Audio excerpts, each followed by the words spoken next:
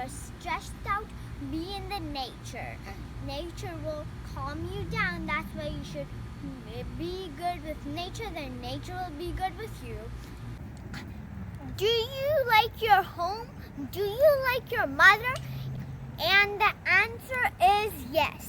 So why do we hurt Mother Earth? Mother Earth is our home. Mother Earth gives us so many things: food, water, oxygen, sunlight. So why do we hurt the earth? So there are so many actions that hurt the Mother Earth. Cutting down trees like this one, drinking in plastic water and throwing it in the sea, putting fireworks in the sky causes pollution.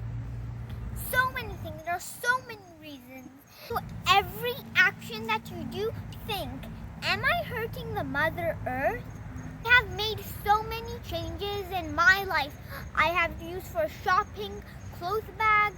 I drank in still bottles. I planted more trees. So parents, you do so many things for us. So do one more favor. Count your actions and plant more trees. So parents, don't put plastic bottles in the sea. Don't cut down trees. Plant new ones. Don't cut down those ones. Do so many things that will help the nature, not hurt the nature, and count your actions. Save the nature for us.